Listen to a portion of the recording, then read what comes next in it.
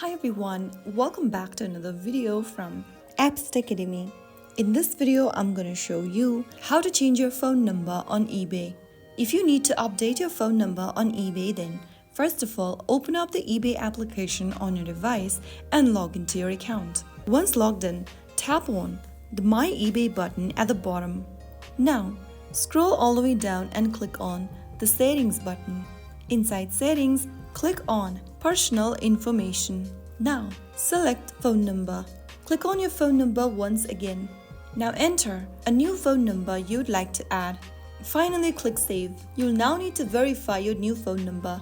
Enter the security code that you received via SMS on the provided number, and after you do that, you will be able to change your phone number.